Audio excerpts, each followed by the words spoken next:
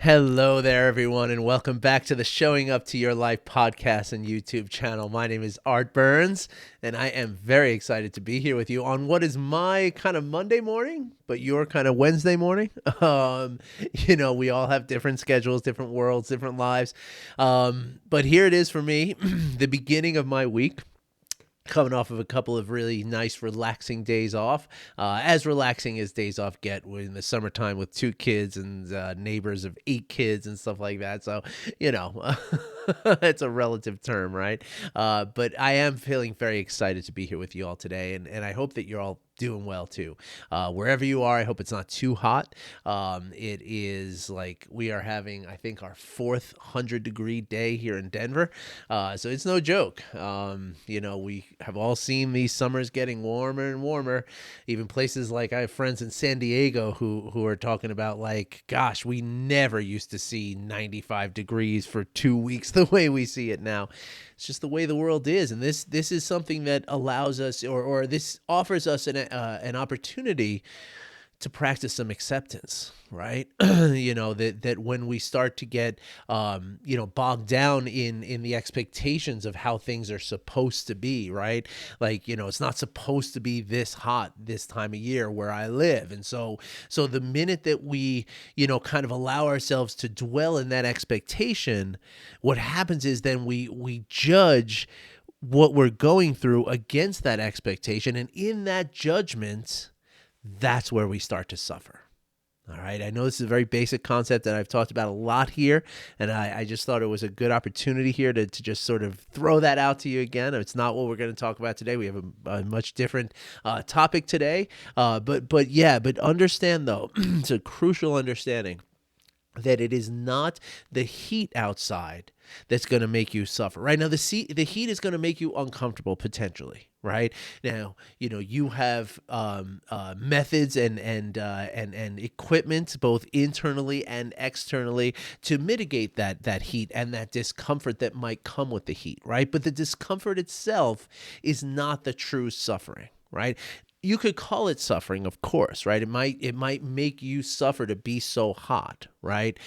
But the key is, though, that if we're going to add on an emotional level of suffering, right, which is to shake our fists and say, why is it so hot here? It's not supposed to be this hot. It's not fair. This is not what I signed up for. This is not my expectation, right? That is going to cause more suffering. That's going to last after the sun goes down and things start cooling off, right? That's the idea, right? Life is always going to throw things at us that are going to cause pain from time to time. That is inevitable. Right? Life is going to have moments of extreme joy, extreme pleasure, and it is also going to have moments of extreme difficulty and sometimes extreme pain.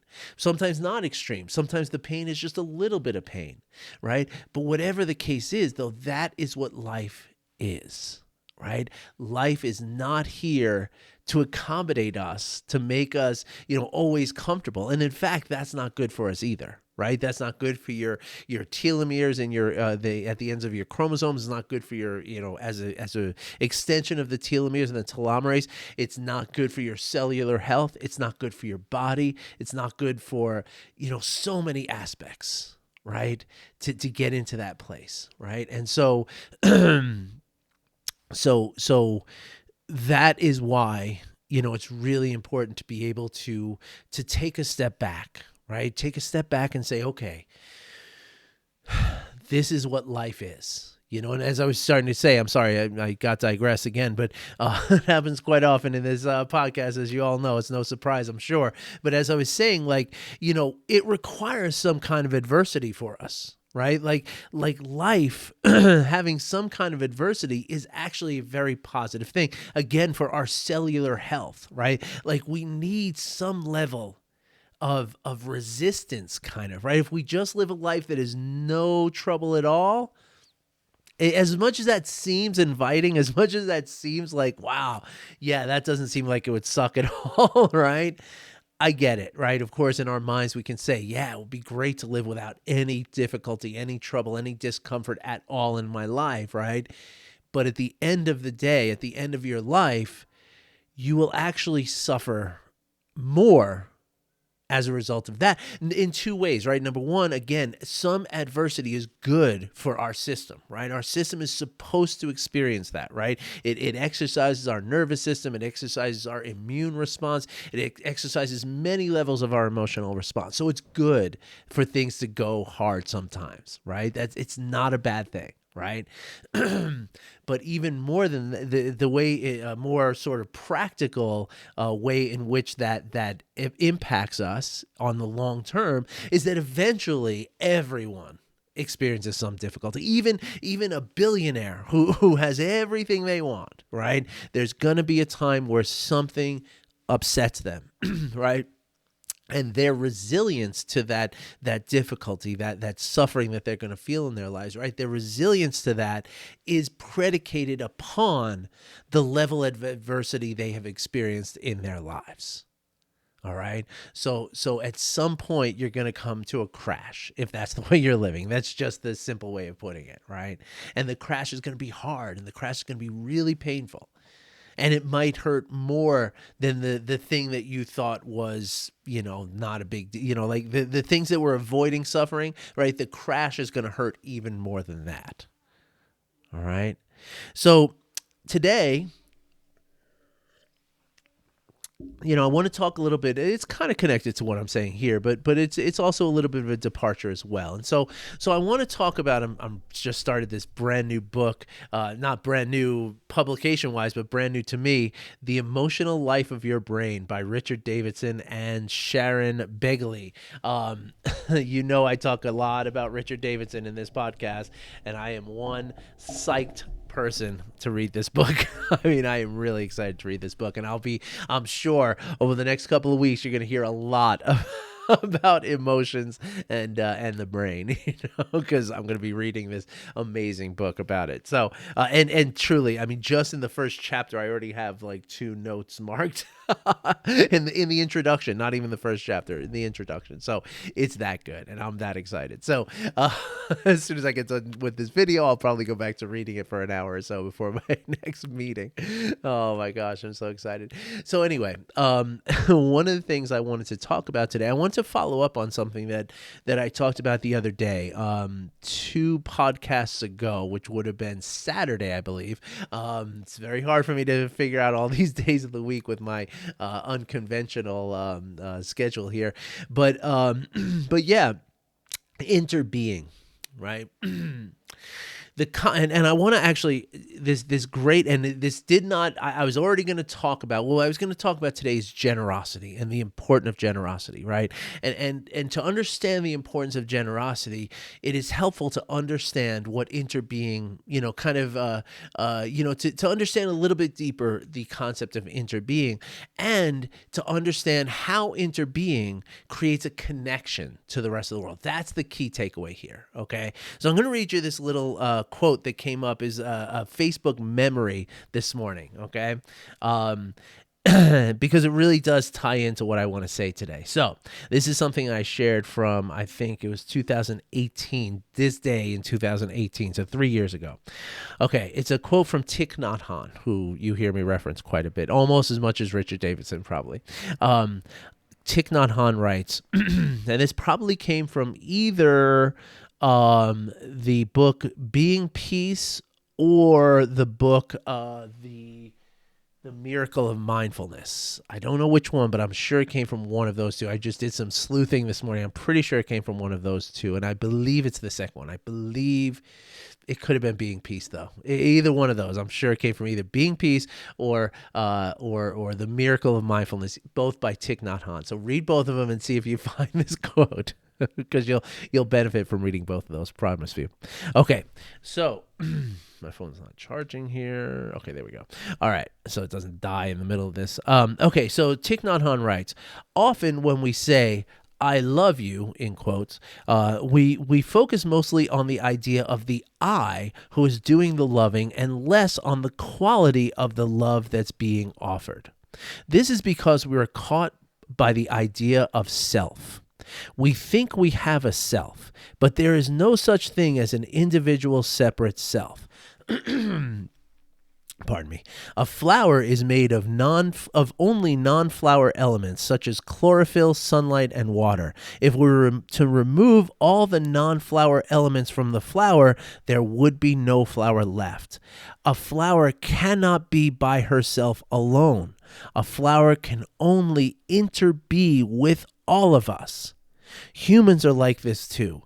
We can't exist by ourselves alone. We can only interbe.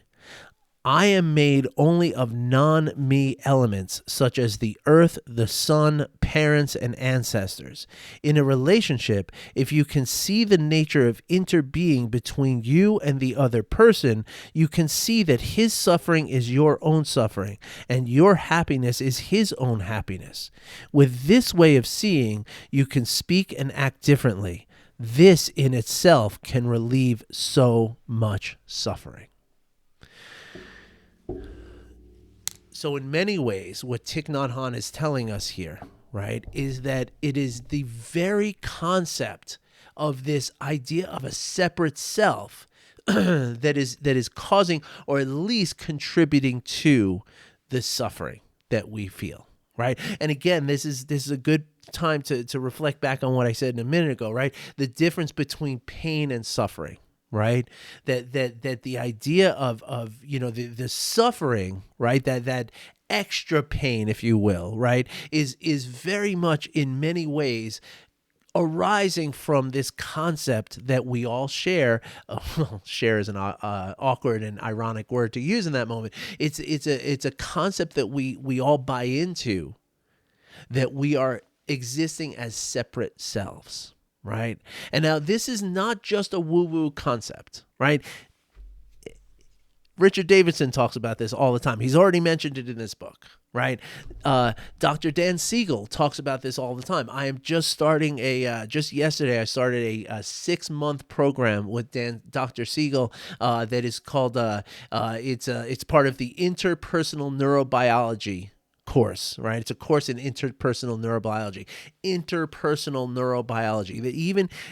Dan Siegel, yes, he has some spiritual sort of concepts. He definitely has done some, work in meditation and everything like that, so he's not completely non-spiritual, but he's a scientist through and through. Right? He is not a monk. Okay. This is not a spiritual concept here. This is a concept that is rooted in neuroscience. And I've talked about this quite a bit before, and I mentioned this just the other day, that when we I'm sorry, I just lost my train of thought drinking a cup of water. One of the things that I've talked about, and I mentioned this the other day, is that, even on a physiological level, right, we are absolutely connected to each other, right? And this is measurable with scientific instruments and research techniques, right? That it is provable, it is measurable, that there exists between us a resonance, an empathic resonance that happens on the sort of middle road of our brain, or the low road of our brain, if you will, right? There's the top part of our brain is like where all of our thinking goes, right? And there's that limbic area underneath that, which is essentially what they call the emotional seat of the brain. However, that's already been challenged here. So we'll get to that later. But anyway, that part of our emotional brain, and that's the ancient part of our brain, right? It developed a long time ago, and we share that part of our brain with every mammal on Earth. Okay. And so there is a connection that's happening, right, between the amygdala and my amygdala and your amygdala, my hippocampus and your hippocampus, my insula and your insula. These are all parts of this limbic system, right? They're talking to each other, right? They're picking up things that are beyond our perception consciously, right? For that matter, even the nervous system itself is communicating, is picking up things from you. Like, well, I'm sitting here with you. My nervous system is picking up things about you that I don't consciously realize, but it's telling me, is this person safe or is this person a threat? Right? Without any kind of thought process, this is all happening, right? And of course, then you have the mirror neurons, right, which were discovered back in 1992, which show that when you do something pleasurable, if I watch you do something that brings you joy and pleasure, I am going to feel joy and pleasure in my body. Not just think about how nice it is that you're feeling joy and pleasure. No, I actually feel your joy and pleasure in my body through the activation of these mirror neurons. Okay, so I hope that I've proven to you now how real and how valid and how important this connection is to each other.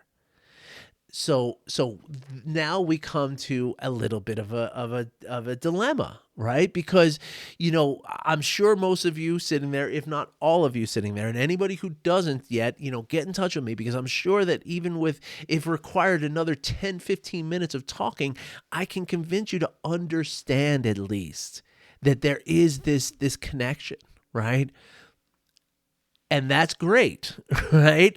But depending on how old you are, you have spent the last 20, 30, 40, 50, 60 years telling yourself that you are a separate self. You've been, and I just use the word self, like that word should like really be stricken from the English language in a big way, right? I mean, of course, not really. I mean, we do have a sense of self and the sense of identity, the egoic identity in the proper measure, in the proper proportion, then it's a very healthy thing, right? And you can't just get rid of that, right? Of course you can't, right? However, most of us have grown up, myself included, right, have grown up thinking that that's what it all is, right? It's all about I am separate from everything else in the world, and therefore I have to do for myself and let the devil take the hindmost, as the old timers would say, right? And so the idea then is that when we get into that state of or really develop the trait of believing in this separate self, that we are all separate from one another, what that does is that breeds or inspires the notions, right, that the world is, that they're all out to get me, kind of, right, that I have to protect myself, right, that I have to protect my stuff, that I'm in competition, right, that in order for me to succeed, you have to fail, right? But it doesn't really work that way.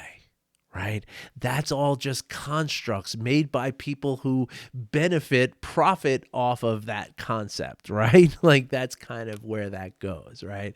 And so yeah, so there's a dilemma here, right? How do we, in a large way, or in a very sort of powerful way, you could even say to yourself, well, I've grown up thinking that there's a separate self and I don't know any other way to think about it. And so I'm just going to keep going with it, right? Like that's kind of how it might feel to you, right? It might feel like this is just too foreign to me and there's no way for me to get to that place of, I can kind of consider it here and there, but you know what? When I'm driving to work and somebody cuts me off, I go right back to my sense of self, right, as a separate entity for the rest of the world. And that really, let me back up just a moment, because that really is the key here, right? That it is not the sense of self that we want to get rid of, right? It's the sense of a separate self. In other words, to feel an identity, to feel an ego is fine, right? It's actually very positive in many ways. But to properly see that ego for what it really is to see that ego as interbeing with the rest of the world, right? Like and this is going to promote, a sense of safety, right? Because remember what I said, right? When we come across someone, anyone, right? The first thing that our mind and our nervous system are trying to determine, and again, this happens way outside your level of consciousness. You have no idea this is going on, right? But every single person you meet, you are looking at specific attributes of this person. You're looking at their facial expressions. You're listening to what they call prosody of the voice. I think it's pronounced prosody. It might be prosody. Basically that up and down lilt that people's voices have when they're in a safe and harmonious place, right? You're looking at these things and listening for these things to determine, is this person a threat, right? And now the problem is that the more that we conceive of ourselves as a separate entity, the more everybody seems like a threat. Right? Because it's just me out here in the world. I'm trying to survive here out all alone here. I got just my friends here to help me. I got to watch out for myself. And so as unconsciously, we're going to start believing that the rest of the world is out to get us in some way. Right? Everybody's looking to get one over on us, to steal from us, to like knock us down a peg, right? But the reality is that that's not what's happening around us. That's a construct of our mind, right? And of course, this is where we get into the biases of the mind, right? Because if I think this way, right, or if I embody this belief, right, that I am a separate self, and that every interaction is a potential conflict, every interaction is a potential danger, right? If I live that way, right, then what happens is that, like, again, the implicit biases of the mind, specifically right now, I'm talking about the confirmation bias of your mind, right? That means that if you're living in this way of feeling that everybody, I'm separate from everyone else and it's all out to, it's survival of the fittest kind of thing. Well, then when the person does cut you off on the road, you're going to say, you see? They're all out to get me. Art, I told you. But the reality is that person cut you off because they got to go to the bathroom really badly. Or somebody's, their child is waiting to be picked up, and there was a mix-up between them and their partner, and their child is sitting there alone and afraid. Somebody's in the hospital, and they're rushing to get there. Or they're stuck in their own, misery of their sense of separate self, right? And so this is where my buddy, who has no idea that he's my buddy, Richard Davidson, talks about. I refer a lot to a talk that he gave a few years ago that talks about the 4 constituents of well-being, right? That it is part of our well-being to have generosity. Right? And what is generosity? Generosity is feeling that, that your needs are important to me. Does that sound like a connection to you? Because it sounds like a connection to me, right?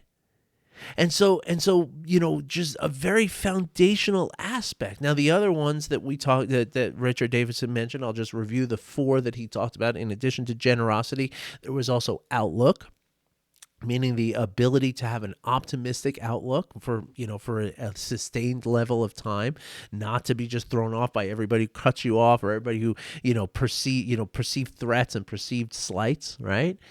To look at it, to say, no, wait, no, the universe is a friendly place. It's not a place to be afraid of, right? So generosity, outlook, attention, how clear your mind is, how easily it is for you to pay attention to something, and how quickly you recognize when your attention has wandered, right? And then resilience. Right? Resilience is how quickly you recover from an adverse emotional experience. Right? And so all 4 of these, I mean, generosity is truly the one that's truly, illustrating this connection, but all 4 of these are sort of intertwined with each other, right? Because the more that I feel, if I automatically feel a sense of generosity, then that means that I feel a sense of connection. And if I feel a sense of connection, then that is going to inform and motivate my level of resilience, right? Because if I'm connected to everybody, then it's not just me going through this. We're all going through stuff, right? So I can come back a little bit better. Then it's also going to, technically it's going to also help with my attention, because I'm going to, be paying attention to my generosity, right? I mean, so that's a little bit of a stretch, right? But certainly the outlook, and certainly the resilience. Also, if I feel connected, I'm going to come back down a little bit. So you can see how these things are. Even if it's a tenuous connection, you can see the connection, the interbeing of all four of these, right?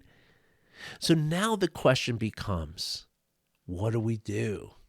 Right? Like, how? Okay, Art, I buy it. I'm in. I get it. What do I do? Well, the first step in terms of what we're talking about here is to simply practice generosity.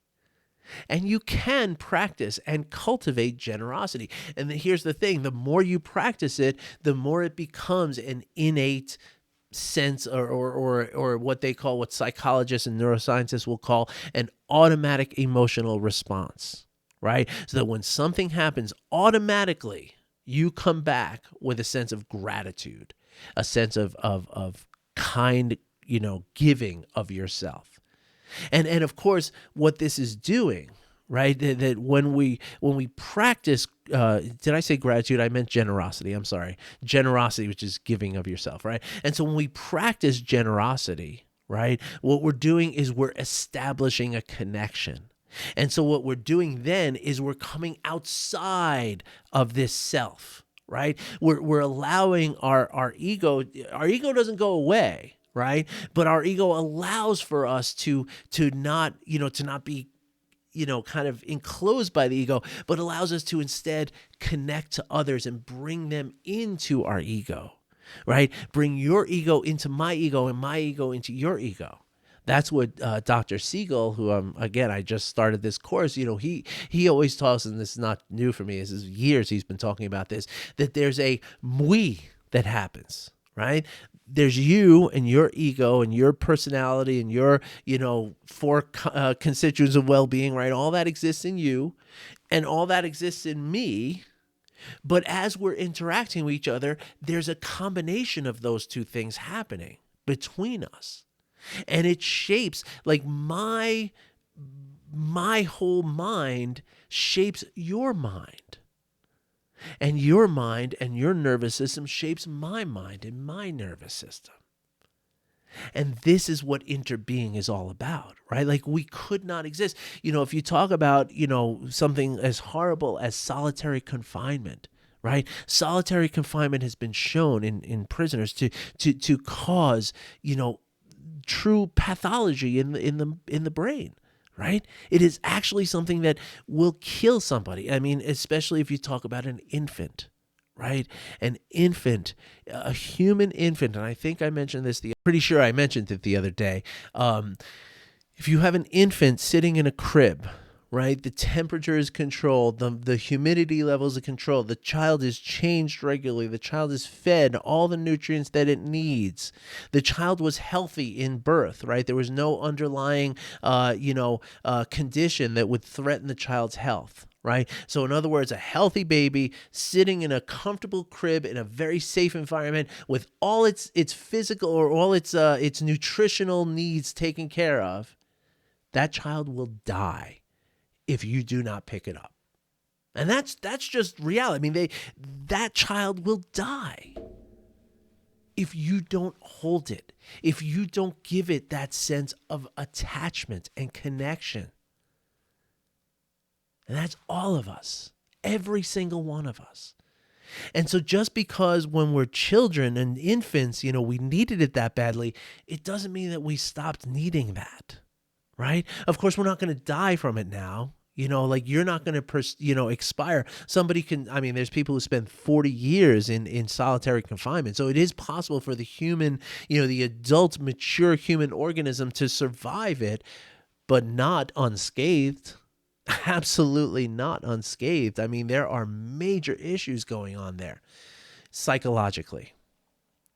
And so the point here is like we're not talking about, I don't think you're watching this from solitary confinement in prison, right? So and I don't think you're an infant, right? So the idea is how can we improve our life through these concepts and through these tricks, not tricks, but techniques, right?